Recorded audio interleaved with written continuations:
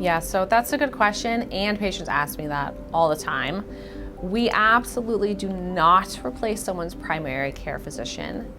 They definitely need to have their medical team, and I don't replace anybody's specialist as well. I have many patients where I am constantly forwarding our test results or notes or treatment plans or reaching out with their either primary or specialist to say, hey, we're thinking about doing this. Do you have any concerns about this or anything you want to add in? So it's part of the care team. I'm not replacing anybody's care team now. Everybody's functional medicine care is so much different because it's such an individualized practice.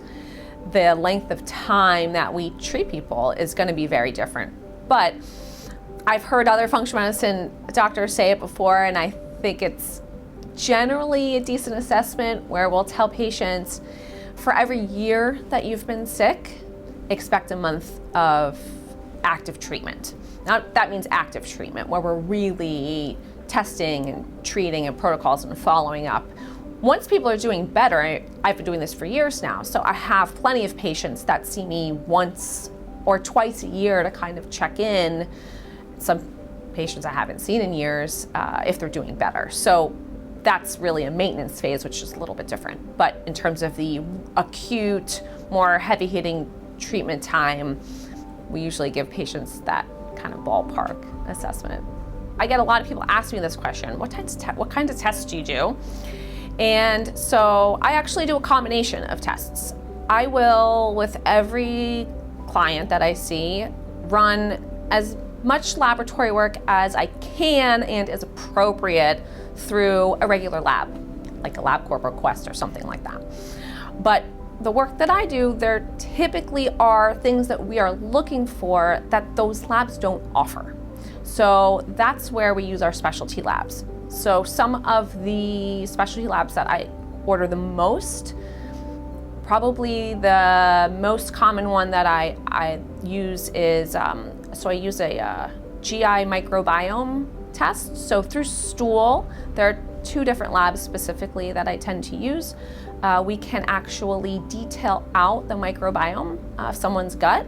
We can look at amounts of good bacteria, bad bacteria, yeast and fungus, metabolic markers in the gut, digestive markers in the gut, inflammatory markers in the gut. This is a test that I run on a lot of my patients, not everyone, but a lot of my patients. Some other types of tests that I do that are somewhat unique. Some of the toxic evaluations that we do are unique in terms of looking at things like heavy metals, environmental chemicals, sometimes mold toxins are called mycotoxins.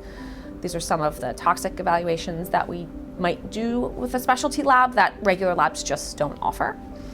Another common one would probably be I use a specialty hormone lab where beyond what you're able to get at a basic lab, if you go get your blood drawn and say you get your basic hormone levels, this lab, through combination of urine and saliva, is able to detail out how your body is metabolizing and detoxifying those hormones, which gives us a much broader picture and can really help detail out patients' symptoms much better than a standing blood work. Well, typically it's data that patients have never had access to before, so it's new, and any data, in my opinion, any data I can get that I can leverage for treatment protocols to help patients feel better, that's what I'm looking for. But the treatment protocols, that could be, we change someone's diet, we change what they're doing for exercise, we help, they need detoxification support. Sometimes it's supplements, maybe it's medications, it could be any of the above. I'm a medical doctor, but I have a lot of things in my toolbox, and I'll use whatever I think is going to be most efficacious for each patient.